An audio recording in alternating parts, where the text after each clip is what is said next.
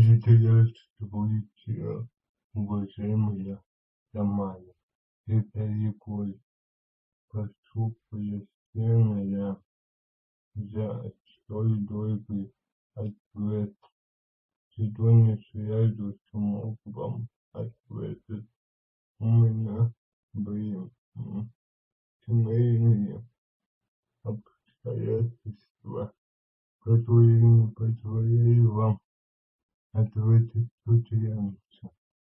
Вначале давайте почитаем ваше сообщение. Здравствуйте, уважаемый Егор. Здравствуйте, уважаемая Тамара. Вы просили прокомментировать ваши выводы. Да, понимаете, это очень важно. Благодаря комментариям, общению с человеком, мы как бы становимся лучше, приобретаем бесценный опыт. С позвоночником пока все нормально. Но это радует.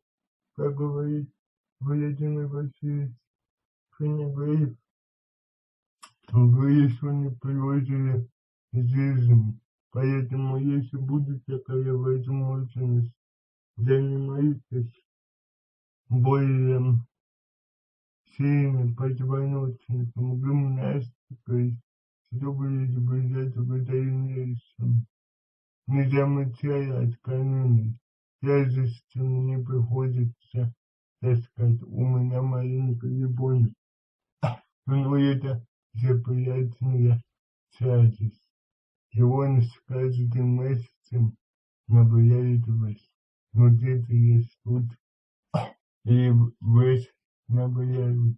Насчет родителей, да, они имеют свое влияние на меня. Но влияние это не значит глупое влияние.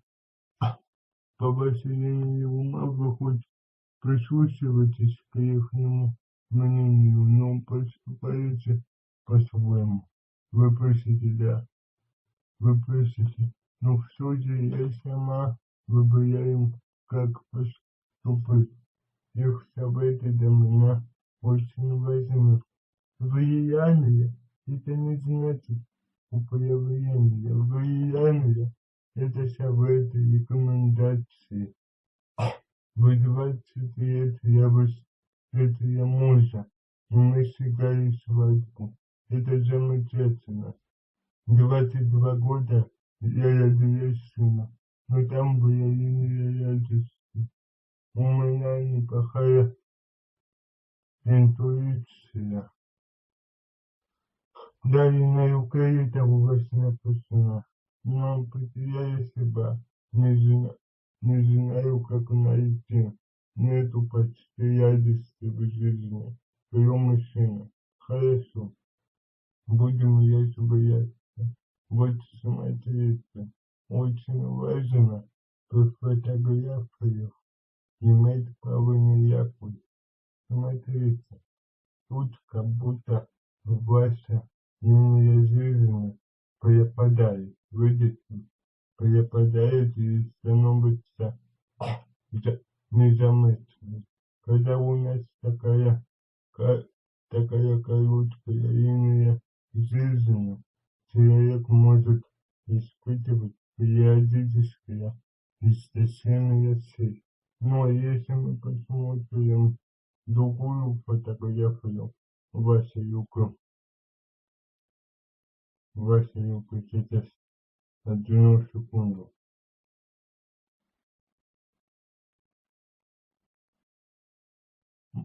Вот идет. Вот вы сфоткали и было, я думаю, это очень хорошо. Об этом мы еще поговорим. Вот видите, вы сфоткали и было, я думаю, а хорошо видна линия жизни тут. Хотя на той фотографии линия жизни как бы пропадает. А на этой она достаточно глубоко. Видите, как важно хорошо сфоткать Вот смотрите, вот это линия, это линия жизни, это линия радости. Скорее всего, вы были обрадованы, что у вас родился сын. Но хиромантия — это достаточно серьезная система, поэтому в одну линию можно прописывать несколько сцен, например, рождение сына, получение образования, устройство на работу. Потом мы будем тут линию Марса и линию поддержков. Это говорит, что судьба может вас поддерживать в самых сложных жизненных обстоятельствах. То есть давать дополнительные силы, дополнительные ресурсы, чтобы преодолеть жизненные препятствия. Вот эта линия мозга. Видите, вы сфоткали, хотели сфоткать ебро, получились линия жизни. Интересный вот человек. Смотрите, вот мы будем тут, если на линии влияния, как говорит Владимир Васильевич Панагреев, это кризисный момент в отношениях.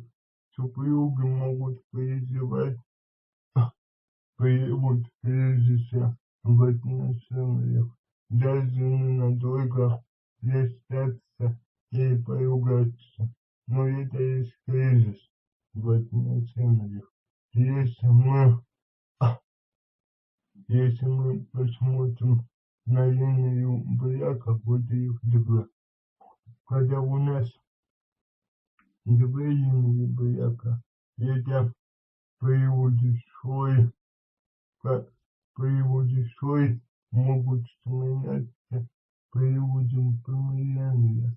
То есть люди могут поругаться, даже попытаться разойтись, но потом приходит определенное помирение, возобновление отношений, даже если случится, если поскольку на этой фотографии высотка линия жизни немного теряет свою форму.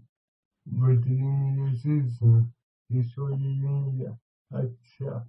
Я бы вам посоветовал обратить внимание на здоровье ваших родителей, особенно отца, потому что в индийских книгах всегда линия жизни называлась линия отца.